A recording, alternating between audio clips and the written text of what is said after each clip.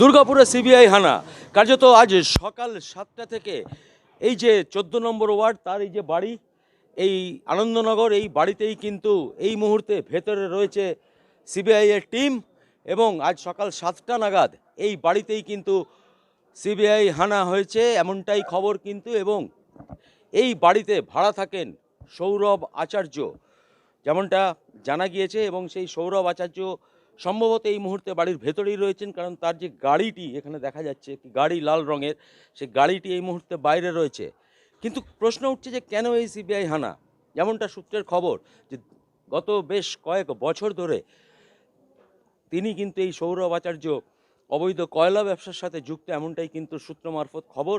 এবং এই মুহূর্তে কিন্তু সিবিআই যে তদন্ত চালাচ্ছে, অর্থাৎ কয়লা কেলেঙ্কারি নিয়ে, কয়লা কাণ্ড নিয়ে যে তদন্ত চালাচ্ছে, সেই তদন্তের পরিপ্রেক্ষিতেই কিন্তু আজ সকাল 7টা থেকে দুর্গাপুরের এই বাড়িতে কিন্তু সিবিআই সেখানে রেড হয়েছে এবং সিবিআই আধিকারিকরা ভেতরে রয়েছেন, তদন্ত করছেন।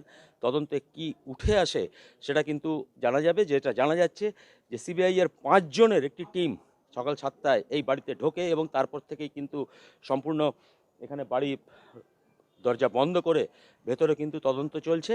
এবং এই বাড়িতে গত 2018 সাল থেকে ভাড়া থাকে এই সৌরভ আচার্য তার পরিবার নিয়ে। এবং যেমনটা এই বাড়ির মালকিন যিনি রয়েছেন, অর্থাৎ যে এই বাড়ির যে মালকিন তিনি এমনটাই জানিয়েছেন, এবং ট্রান্সপোর্টের ব্যবসা করেন এমনটাই কিন্তু তার কাছ থেকে জানা গিয়েছে। না না আপনার বাড়িতে না সৌরভ এখানে ভাড়া থাকে কতদিন? 18 সাল থেকে থাকে।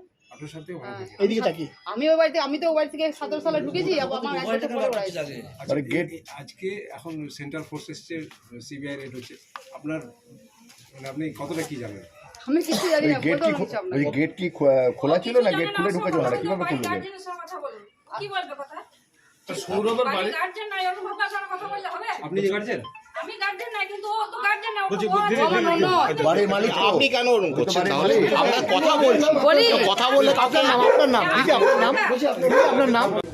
সকাল 7টায় সিবিআই আধিকারিকদের 5 জনের একটি টিম, তার মধ্যে একজন মহিলা আধিকারিক ছিলেন, তারা এসেছিলেন এই সৌরভ আচার্যর বাড়িতে। এবং প্রায় 5 ঘন্টা পরে 12:15 নাগাদ কিন্তু এই বাড়ি থেকেই তারা বেরিয়ে যান। ফলে আজকের এই যে সিবিআই তদন্ত ঠিক কী কারণে সেটা কিন্তু এখনও পর্যন্ত জানা যায়নি, কারণ কোনো আধিকারিকই এ বিষয়ে মুখ খুলতে চাননি, সম্পূর্ণ মুখে কুলু পেটেছেন তারা। এবং যেমনটা আমরা দেখতে পাচ্ছি এই মুহূর্তে তার বাড়ির সামনে কিন্তু এলাকার প্রচুর কৌতূহলী মানুষ তারাও কিন্তু এখানে ভিড় জমিয়েছেন। ফলে গোটা এলাকায় কিন্তু একটা চাঞ্চল্য ছড়িয়েছে।